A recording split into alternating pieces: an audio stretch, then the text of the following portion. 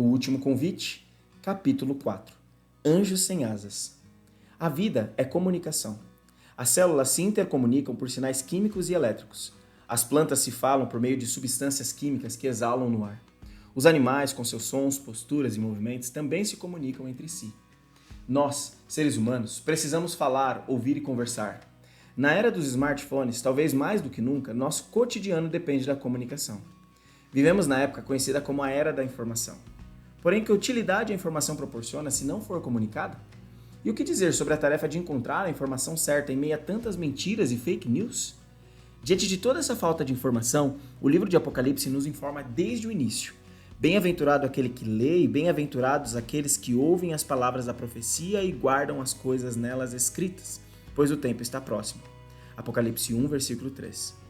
Deus se comunica conosco por intermédio de sua palavra. Somos abençoados não só ao ler e ouvir sua palavra, mas também ao guardar as coisas nela escritas. E dentre as coisas escritas estão as 3 mensagens angélicas, que não só nos advertem quanto aos problemas que virão, como também nos mostram a única esperança a que podemos nos apegar. Comparando com o que está disponível em algumas redes e serviços de streaming, estas são mensagens que realmente necessitamos ouvir. A primeira delas começa com as seguintes palavras: Vi outro anjo voando pelo meio do céu. Apocalipse 14, versículo 6. Quem é esse anjo? Tanto em hebraico quanto em grego, a palavra anjo significa mensageiro. Embora os anjos sejam seres sobrenaturais de outras partes do cosmos e venham com frequência trazer mensagens e informações para as transmitir ao povo de Deus, confira Daniel 9, 20 a 23, Lucas 1, 11 a 38. A Bíblia também aplica esse termo a mensageiros humanos.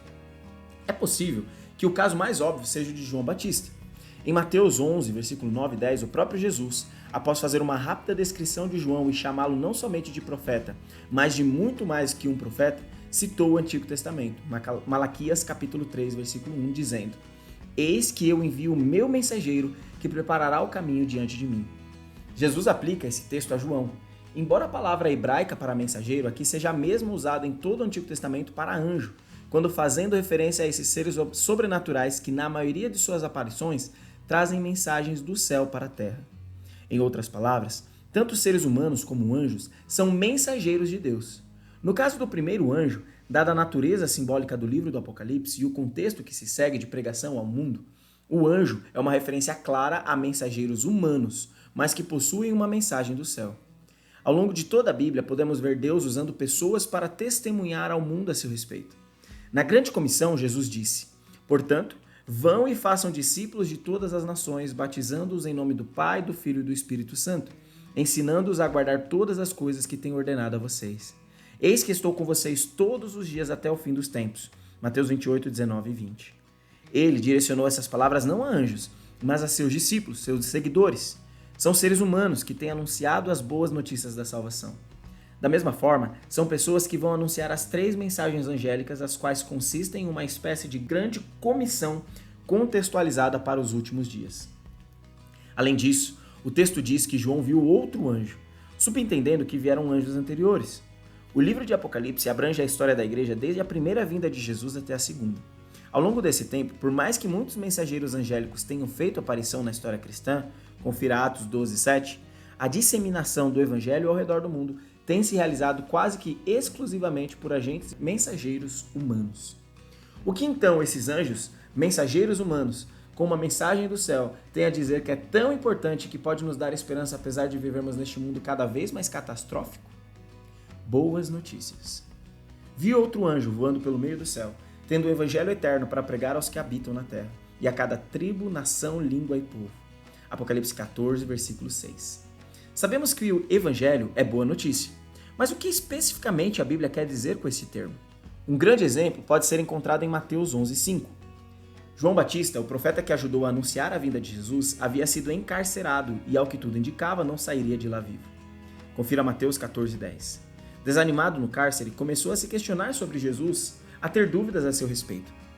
Quando perguntou ao mestre se ele realmente era aquele que estava para vir, Mateus 11, 3, isto é, o Messias, Cristo, deu a seguinte resposta: Voltem e anunciem a João o que estão ouvindo e vendo.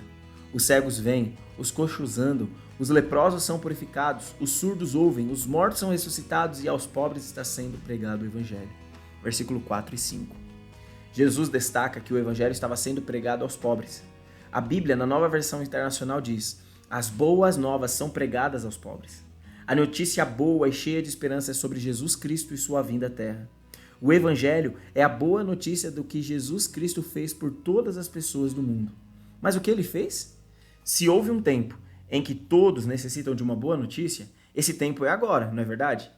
Então, qual é a boa notícia do Evangelho? O Evangelho eterno da primeira mensagem angélica?